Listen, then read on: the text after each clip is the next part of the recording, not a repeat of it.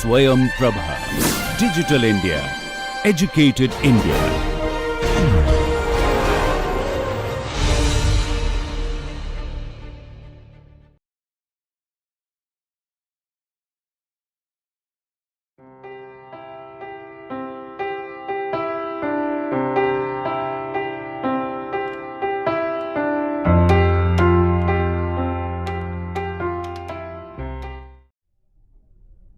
Welcome to today's lecture. We have started to discuss about the hydrothermal processes and the resultant deposits, which are broadly known as the hydrothermal deposits.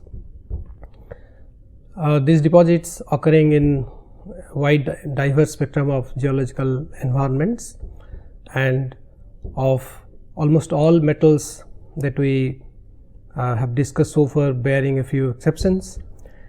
And as far as these hydrothermal deposits are concerned, when we try to study them and the hydrothermal processes, we ask ourselves some fundamental questions as to where from the fluid has come, or what is the source of the fluid, and also the source of the metal and other essential constituents which are responsible in giving rise to such mineralizations.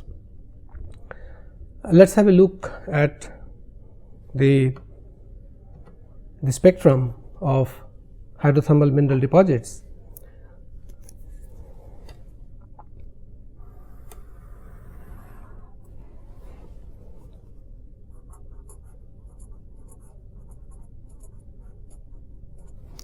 The magmatic hydrothermal systems, we can look at the magmatic deposits in the subplutonic environment,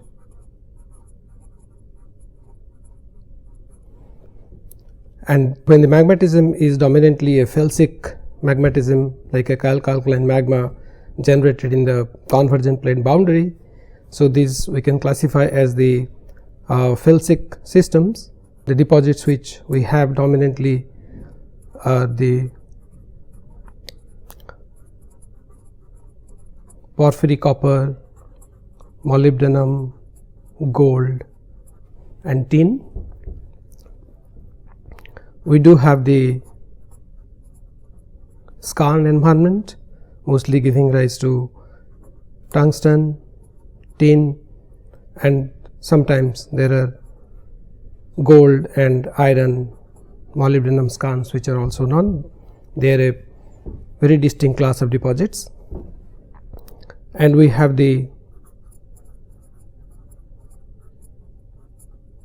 pegmatitic environment, which pegmatites are major sources of the dominant industrial mineral is mica, and they are the storehouse of the gemstones, and sometimes also rare metals such as niobium, tantalum, and some pegmatites are also tin bearing. And so, when we go to the volcanic system, here we may not make a distinction between the compositional varieties like mafic, intermediate or felsic. We make them as classify them as the volcanogenic,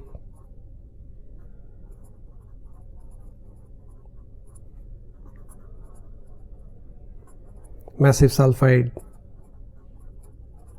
deposit, or the VMS.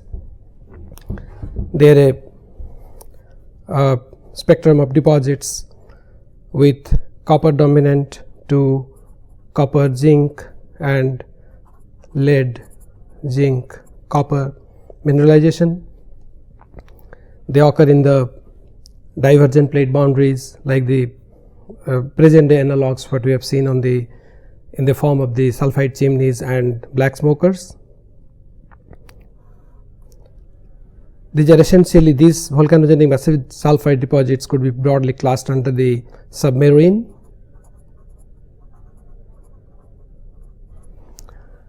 And the metal deposits, the hydrothermal deposits which are associated with young volcanic islands. They are the volcano associated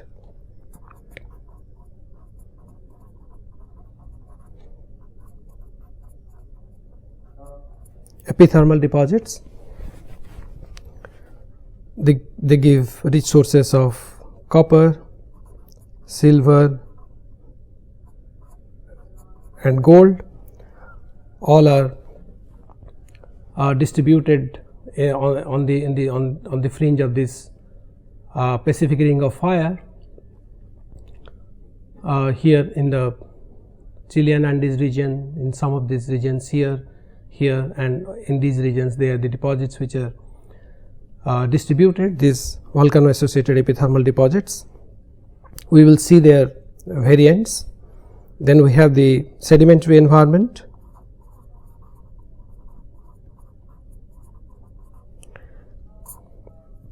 We have the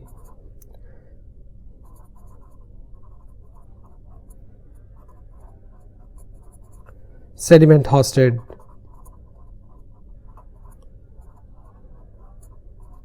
massive sulfide deposit, or the SMS, which are the rich sources of lead and zinc. We have the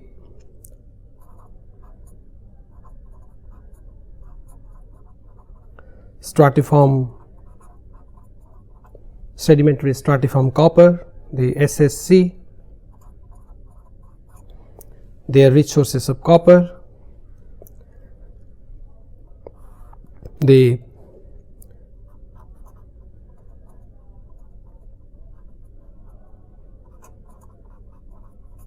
Mississippi Valley type deposits,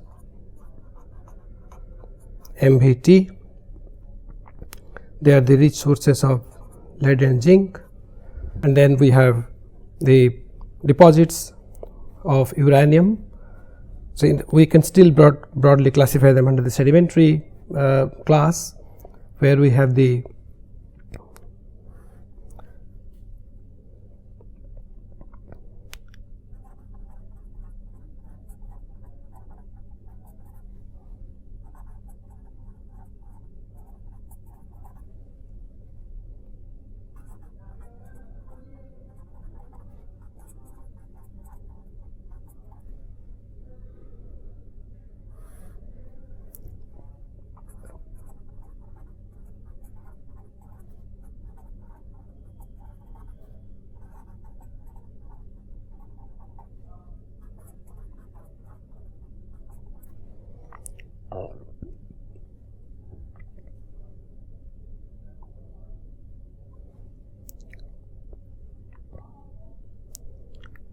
and we do have we can also categorize under this sedimentary associated deposit the Carlin type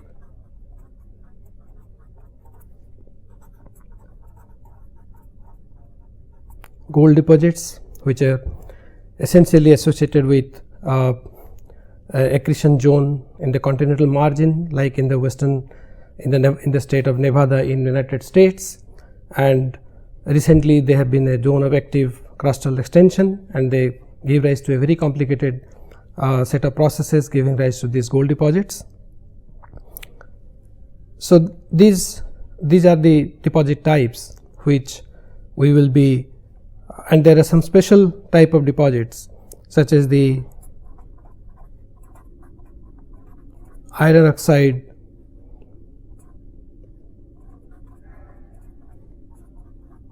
copper gold deposits, or the IOCG.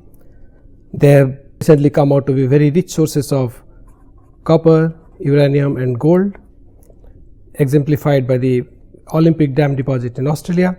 So these are the spectrum of deposits that we are going to discuss in the course of this lecture, and especially on the deposits broadly under the class of hydrothermal deposits.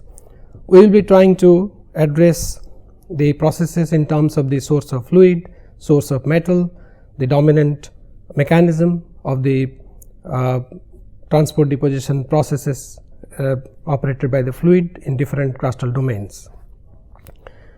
So, before we do that, let us try to recapitulate about the sources of fluid that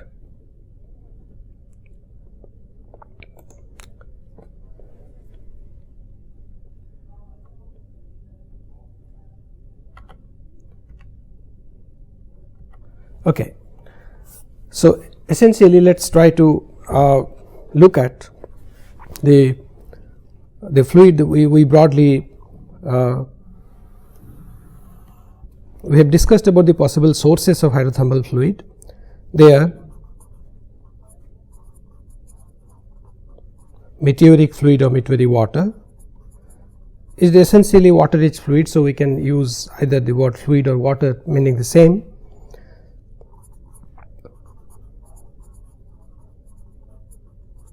Magmatic fluid,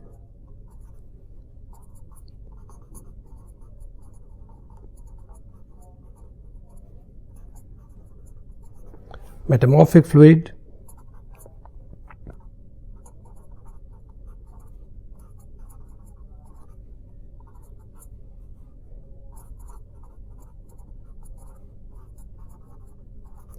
connate fluid, and we can also include seawater as another type of fluid, which is essentially a modified meteoric fluid whose composition is different from the normal rainwater that we, or the water which falls as precipitation. So, these fluids need to be characterized in terms of their attributes. So, meteoric fluid is a fluid which is, so generally we will try to characterize this fluid in two broad attributes. Their temperature, their gross chemistry, we can put it broadly as a term as salinity for the time being, and also pressure, which will see the importance through the course of discussion.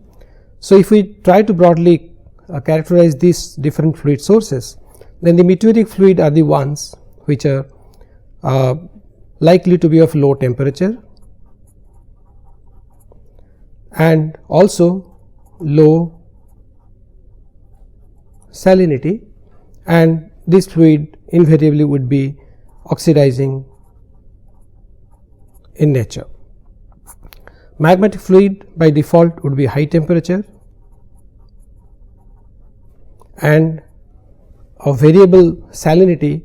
Often the salinity could be very high in situations which we will be discussing, and salinity will be variable broadly from very low to intermediate salinities. Metamorphic fluid are also likely to be high temperature and generally low salinity, but on special circumstances they may also be they may attain some substantial value of the salinity. The juvenile fluid is likely to be of high temperature and low salinity, although we have said that this is the fluid which we very rarely sample in the ore deposits. Connate fluid is low to moderate temperature and generally of high salinity, since this fluid have interacted with the sediments during their residence in the sediment pore spaces, and we all know seawater's chemistry. Its identity lies in its chemistry and the different concentrations of the species, and low temperature. We see this involvement of these different types of fluids in many different situations, and when we mean, so magmatic fluid also will be the nature, the chemical nature would also be varying. Sometimes it would be quite oxidizing, sometimes quite reducing, depending on the nature of the felsic magma through which the fluid is evolving, and so is metamorphic fluid. We will see them agent when we discuss the specific type of hydrothermal deposit like magmatic hydrothermal, metamorphogenic hydrothermal, meteoric dominated hydrothermal systems like the geothermal systems. And now coming to the attributes of the hydrothermal fluid when we talk about temperature.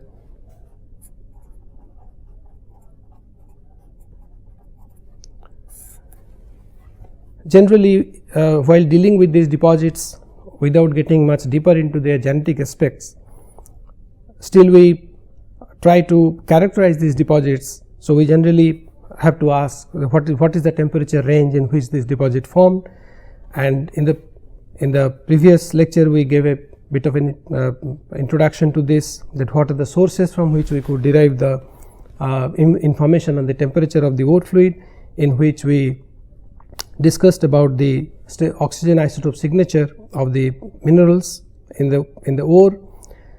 They could be we discussed only the oxygen isotopes, so they would only be applicable to the oxide minerals like quartz, magnetite, and the fluid itself being water, that also can be analyzed under certain favorable circumstances, and the water stable isotopic composition could be found out, and that also can be used in reconstruction of the temperature condition of the fluid.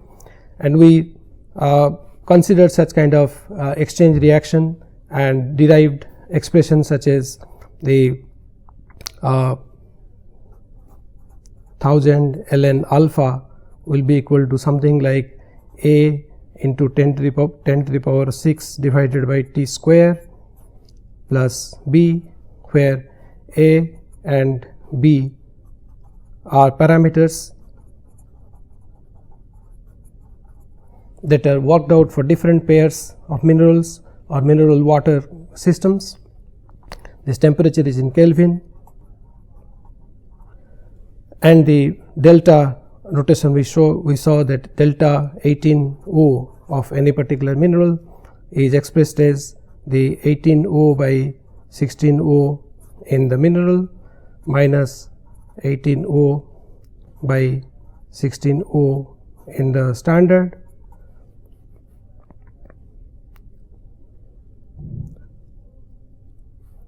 divided by 18O by 16O in the standard into 1000, and this is expressed in the form of per mil, or we say parts per 1000. And this is not only restricted to oxygen, this also could be done for other lighter elements like carbon and sulfur, and we can consider the carbonates and the sulfide or the sulfate minerals which occur in the ore, and can constrain the temperature condition or the range of variation of temperature, which is more important to us in the context of hydrothermal fluid in any particular deposit. And today, and there are other sources of determination of the thermal state of the hydrothermal fluid. They could be done from the mineral themselves.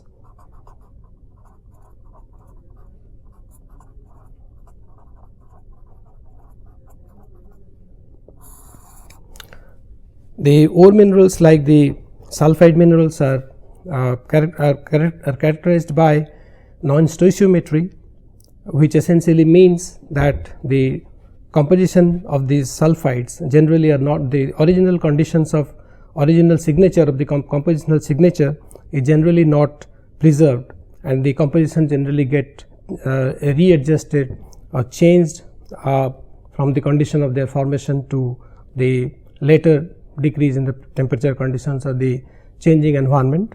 So there are only a very few such ore minerals which indicate the conditions of the temperature conditions of their formation. One such is a mineral which is arsenopyrite.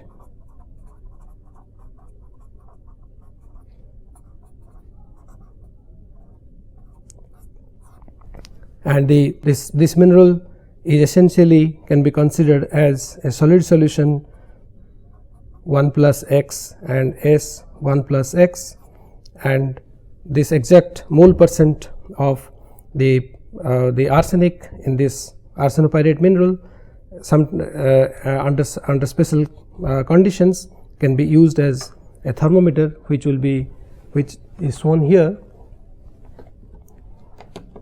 as can be seen here in this diagram, which is a plot between the log of fugacity of sulfur versus temperature, and this is the pyrrhotite stability field, this is pyrite stability field, and in these pyrrhotite stability field the compositional isopletes of arsenopyrite in terms of atomic percent of arsenic in arsenopyrite and the atomic percent of and the mole percent of iron sulfide in sphalerite, because we all know. So it should be corresponding to a situation where it's not only that arsenopyrite would be occurring alone, but if this arsenopyrite is occurring along with sphalerite, which is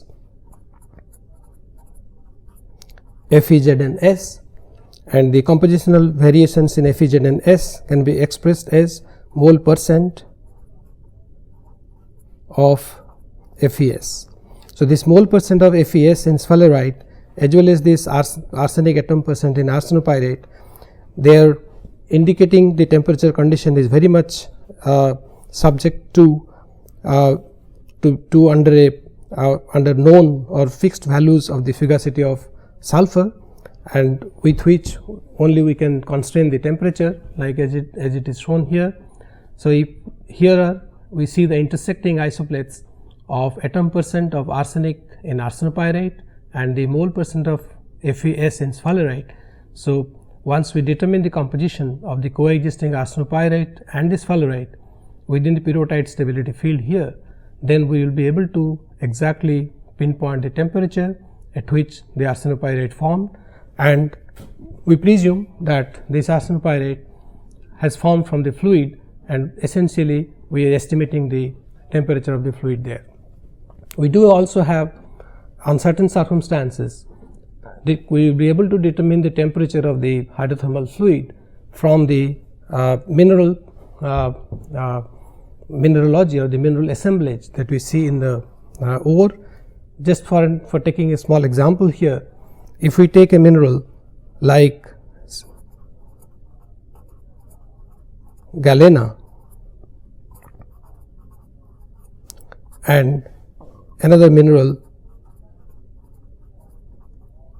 sphalerite, which is FeZnS, and these two minerals both they crystallize in the cubic system, and we can consider that these minerals are this coexisting mineral pair, or we can see whether these satisfy the condition of an equilibrium assemblage from the textural criteria, and we measure the concentration of trace elements such as cadmium or manganese, which are present in these major minerals as trace elements in their lattice, and they follow the we can formulate from fundamental thermodynamic considerations. We can formulate by taking into consideration their the equal chemical potential of the components, either cadmium or manganese, in the two coexisting phases, and we could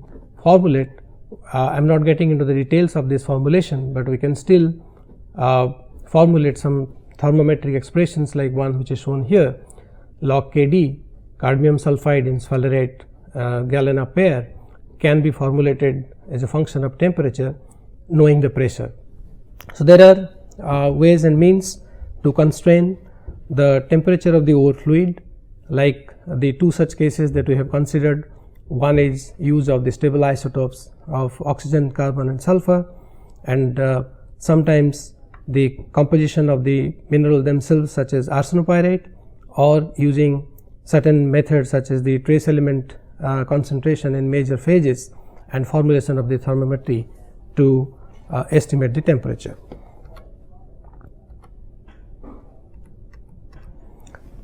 We will now go into the other method of temperature estimation, which is a quite an elaborate and evolved method, and I will try to be brief, give a brief idea. So, this is essentially the fluid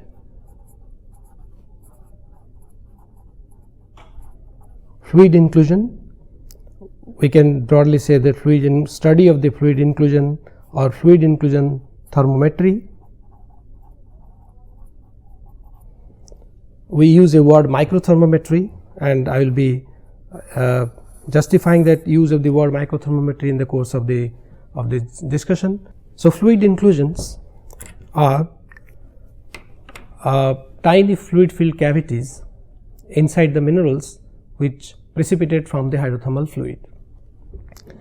Anywhere there is deposition, any surface condition or subsurface or any deeper pressure temperature condition in the crust, wherever there is mineralization from a fluid, the precipitating minerals invariably trap the parent fluid from which they are precipitating in the form of tiny fluid filled cavities, which we call them as the fluid inclusions. So, if you look at the definitions of what fluid inclusions are, they are tiny fluid filled cavities in minerals trapped during the growth of the host mineral or any time after that. They are aliquot of the mother liquor, essentially meaning the fact that the fluid which deposit them, the fluid from which they are precipitating, they invariably trap the same fluid in their solid lattices, and which is a result of the process of their crystal growth from the fluid when the crystal is depositing on any substrate, and they display diverse shapes and have a wide range of sizes starting from 5 micrometer to even centimeter scale, generally commonly between 10 to 40 micron in diameter or maximum dimension. And they are distinct by virtue of the contrast in the optical properties of the fluid and the solid host. I will be elaborating them through a few of the photographs. They are very tiny, measuring in micron scales, microns or at the most a few tens of millimeter scale, but they do give a lot of information in terms of the thermal regime, gross chemistry, and the other chemical properties of the hydrothermal fluid which form the mineral deposits. Even if the mineral deposits formed several millions years ago, we can still sample the minerals, ore as well as the gangue minerals like quartz, calcite, fluorite, apatite, and so on, and retrieve very useful information from them. So, the magnitude of information that we retrieve from them is too huge compared to their very tiny size. So, here I would like to elaborate or to give some explanation about the mechanism of the entrapment of such kind of inclusions in the solid mineral lattices. If I represent the mineral in this kind of a three-dimensional diagram, then what is shown here are the tiny cavities which are filled, these tiny cavities, and they are the ones which got trapped during the process of the growth of this mineral. Just for your appreciation, here there is a quartz crystal, and that is how the crystals grow in nature. And if you take a section of this crystal, then you are going to see such kind of tiny cavities inside that mineral.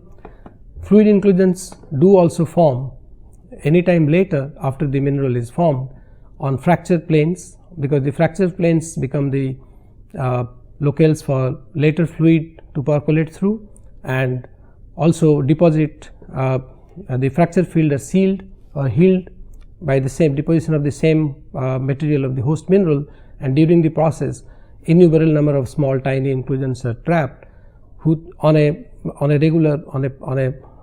abiding by these planes, the healed cracks, the fractures inside the mineral.